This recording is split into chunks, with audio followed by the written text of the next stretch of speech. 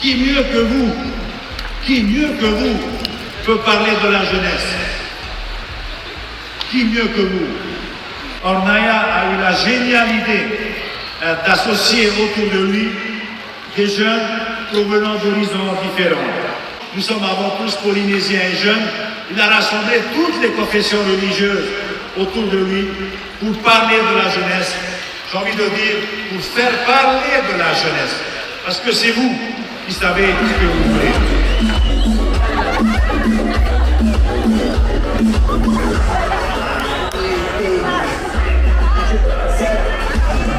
C'est ce comité de lauréats qui va nous dire comment faire.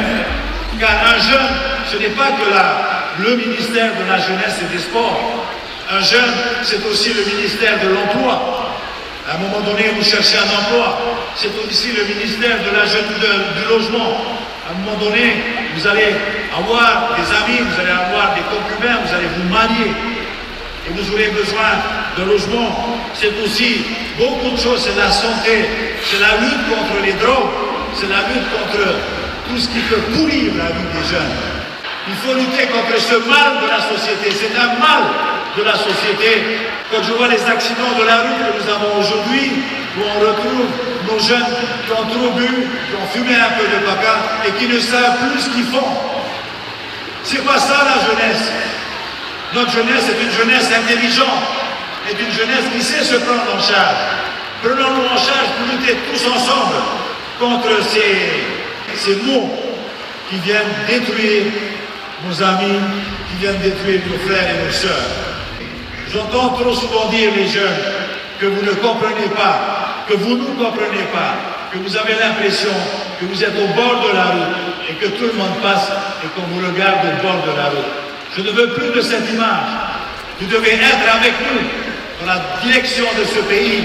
Vous devez avec nous pour porter ce pays. On va mettre en place tous les moyens pour que vous appreniez à travailler.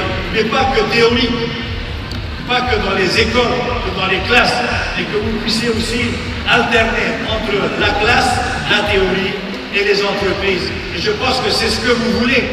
C'est que vous puissiez montrer que vous êtes capable de faire quelque chose avec vos mains, avec votre tête, mais surtout avec vos mains.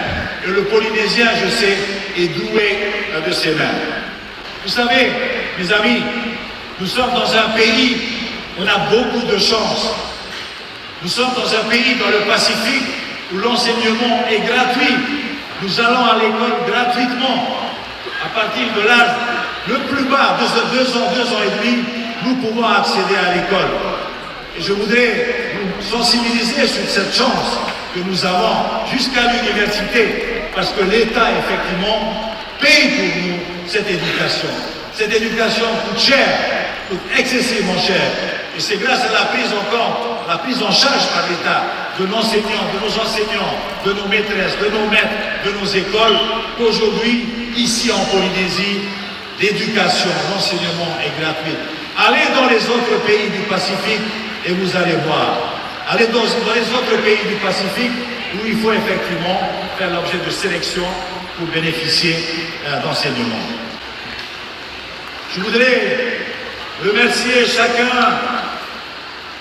d'entre ceux et celles qui sont dans les représentants ici, dans les délégations, qui se sont occupés de vous avant de venir jusqu'à Papeete, qui vous ont réunis, qui vous ont donné des consignes, qui vous ont transporté jusque-là. Merci à tout le travail que vous faites sur le terrain. Bien sûr que c'est le plus gros travail, c'est le travail le plus important, c'est le travail de terrain. Ceux qui nous encadrent quotidiennement, toutes les semaines ou tous les mois dans vos compétitions, dans vos quartiers, dans vos communes, merci beaucoup à vous pour le travail que vous faites pour nos enfants, pour nos jeunes.